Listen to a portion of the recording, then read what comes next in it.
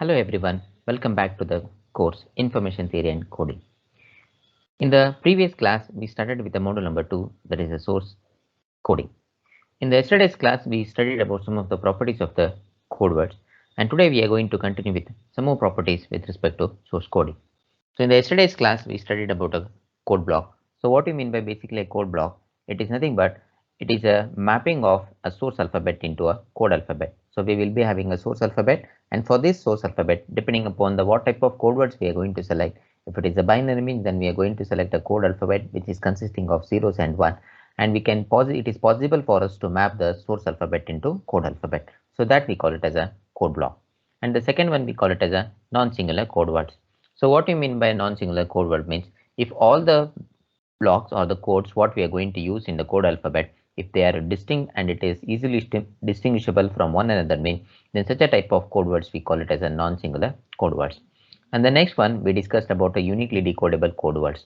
So what do you mean by uniquely decodable code words is all code words has to be distinct, and even if you go for the extension of the source code words, there should not be any repetition in the code blocks also in the nth extension for an finite number of values. Such a code words we call it as a uniquely decodable code words. And then we talked about the instantaneous code words. So basically what you mean by instantaneous code word is that the moment when you receive a code sequences, it is possible for us to map these code sequences into the source alphabet. So if there is any dependency of mapping back to the code alphabet into source alphabet, then such a code words we call it as a non-instantaneous code words. So in the last class, we had a three cases, that is we have a source alphabet S1, S2, S3 and S4. And for these source alphabet, we have coded or we have made use of the three different code sets, that is code A, code B and code C. And from the analysis of the yesterday's class, we can say that a code A is instantaneous code words, whereas the code B and code C, we call it as a non-instantaneous code words. Why? Because in the form of in the case of code B, even though it is uniquely decodable, but the occurrence of 0 only it suggests that whether the code is ending or not. Whereas in the case of code C, the occurrence of 1 it suggests that whether the code is starting or ending. So therefore, for the code B and code C, we need to depend upon what is the next digit that we have received. Based upon that, it is possible for us to convert these code blocks into source symbols. So therefore, the code A we call it as a instantaneous code words, because the moment when I receive the sequences, it is easy for us to get back to the source alphabet, whereas that is not the case in the case of code B and code C. And today we are going to discuss about one more important topic, that we call it as a optimal code words. So what do you mean by optimal code word is, if an instantaneous code word, if it has to be set to an optimal code word means, then it should have a minimum average length L for the source for the given probability value. So such a code words or the such a instantaneous code words we call it as a optimal code words. So in overview, so you can see here, so we have two types of code words. One we call it as a non-block codes and one more we call it as a block codes.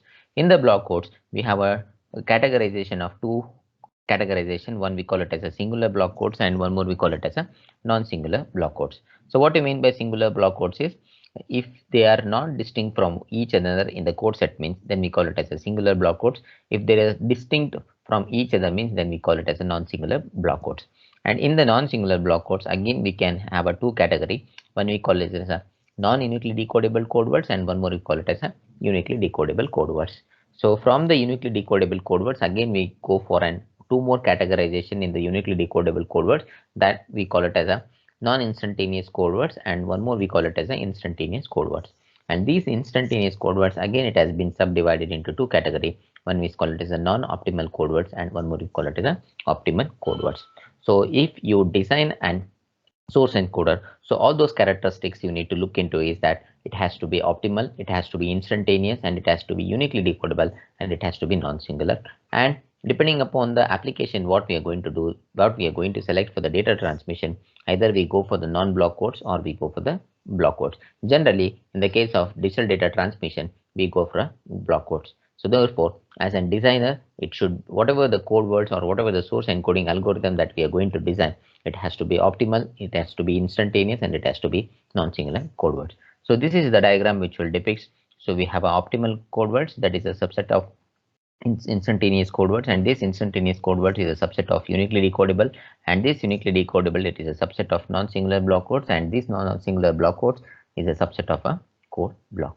So these are the properties, some of the properties what we need to understand before we actually go for how we are going to do the coding, that is how we are going to do the transmission from source alphabet into the code alphabet. And now let us look into how we can do the conversion of code alphabet into source alphabet. So in order to do that, so one of the important mechanism or one of the important theorem what we are going to use is that we call it as a Shannon's first theorem. This Shannon's first theorem, it enables us to convert the given source alphabet into code alphabet with an optimal value. So what Shannon has suggested that, so it is possible for us to generate a code alphabet with the R symbols and from the source alphabet with a Q symbol, when it is possible for us to create an instantaneous code words or optimal code words, is that when the average length of the code word, if it is very equal to the source entropy means, then it is possible for us to create a optimal code words. So that is what the Sun has suggested. So in order to make sure that what are the procedures we need to adapt it for the in order to calculation of the average code word length and also the entropy of the source symbols, let us look into so what exactly we need to do it in the Shannon's first theorem. So Shannon suggested that we need to calculate the average length of each code words what it is required to convert the given source alphabet into code alphabet. So in order to calculate the length of each code words, we are going to use the probability value, and also we know that the probability is more means then the occurrence of or the average amount of information conveyed by the symbol is less. So therefore we can have a relation with respect to the length value. So therefore we can able to it is possible for us to convert the probability values into the number of bits which is required to represent them with the use of this length value Li. So we are going to calculate the length of the symbols which is required to represent each source alphabet through the use of this probability value, where R, it depends upon what is the mechanism you are going to use. If you want to have a code words in the form of binary means, then this R will be taken as 2. So therefore you can see here, and when you calculate this average length, if it is comes you a fractional form means, then you need to round it off to the next integer level through the use of this equation. And once you calculate the average, that is the length of each code words, then it is possible for us to calculate the average length of the entire source alphabet. So how we are going to do this? We are going to use this formula in order to calculate the average length of the code set. And then after calculating the average length of the code set, now it is necessary for us to calculate the entropy of the source symbol.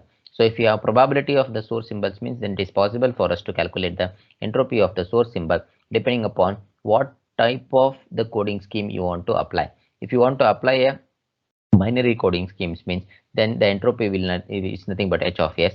If you want to have a ternary or a quaternary means, then the hr of s will be depending upon h of s divided by log r to the base 2. And you need to know some of the parameters you need to calculate or some of the parameters you need to measure, so that it is possible for us to know with what accuracy we have converted this course alphabet into source alphabet into code alphabet. It is easy for us to measure.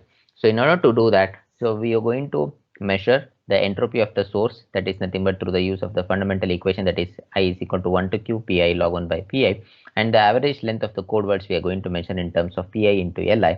And once we do the conversion of source alphabet into code alphabet, it is necessary for us to calculate what is the efficiency, with which efficiency we have converted the source alphabet into code alphabet. So to do that, we are going to use the efficiency formula, that is eta c is nothing but h of s divided by L, where h of s is the entropy of the source and L is the average length of the code words what we are going to use. Okay, so that we call it as the efficiency of the code words. And we are going to measure one more important parameter, that we call it as a redundancy of the code words. So this redundancy of the code words is nothing but the 1 minus efficiency. In general, always the efficiency and redundancy we are going to express in terms of the percentage value. And if you're going for a binary case means, then this log r to the base 2 it is not required. Whereas if you go for the ternary or quaternary case means, then you need to calculate the entropy of the ternary or the quaternary symbol through the use of this expression. So we need to solve several problems which is associated to the Shannon's theorem encoding algorithm. Let us try to solve those problems in the next class. Thank you. Now,